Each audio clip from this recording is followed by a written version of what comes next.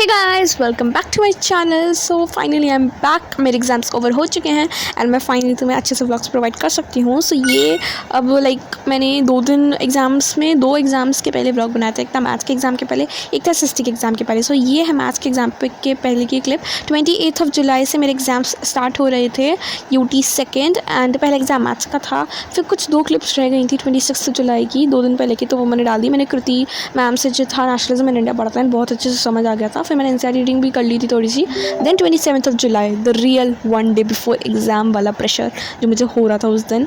मेरे 2 चैप्टर्स आ रहे थे, क्वाड्रेटिक इक्वेशन एंड एपी। सो मैं सबसे पहले एनसीईआरटी सॉल्यूशंस कर रही थी। कौन सा चैप्टर है? I think this is okay, so this is AP. तो मैं एपी के एनसीईआरटी क्वेश्चन सारे प्रैक्टिस करी थी प्लस एग्जाम्पल्स। मेरे पास जो एनसीईआरटी बुक है वो पुरानी है, 3 साल पुरानी एडिशन है। सो मैं नई एडिशन की एनसीईआरटी के क्वेश्चन एंड एग्जाम्पल्स सॉल्व कर रही थी, जिससे मैं लेटेस्ट क्वेश्चन जो है वही प्रैक्टिस करूँ, मैं ज़्यादा एक्स्ट्रा ना करूँ प्रैक्टिस, बिकॉज स्कूल लेवल पे तो सिर्फ एनसीईआरटी तक ही आता है।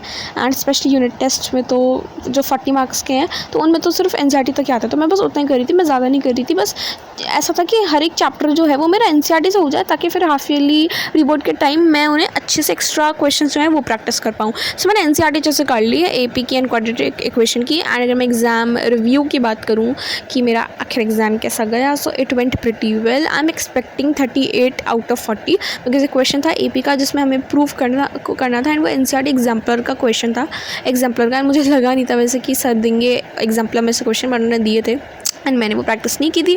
दैट्स वाई वो 3 नंबर का क्वेश्चन था एपी का, एंड मुझे लग रहा है उसमें मुझे 1 नंबर मिल जाएगा अटेम्प्ट करने का। मुझे समझ ही नहीं आ रहा था मैं उसे कैसे करूँ। एपी का वो क्वेश्चन ये था, मैं तुम्हें दिखा दूँगी, ये वाला था। एंड मुझे समझ ही नहीं आया, मैं बिल्कुल ब्लैंक हो गई, क्या करूँ कैसे करूँ उसमें। बस मुझे लग रहा था वो लीनियर इक्वेशन जैसे सॉल्व करते हैं वैसे होगा, उसमें एक क्वेश्चन दे रखी थी, तो मुझे समझ ही नहीं आया। तो मैंने बस जो 829 था उसी को सॉल्व करती चली गई, एंड कुछ भी मैंने कर दिया। तो मुझे लग रहा है 1 नंबर मिल जाएगा अटेम्प्ट करने का। So I am expecting 38 out of 40, and बस मैंने यही किया था उस दिन, एनसीईआरटी सॉल्व की थी।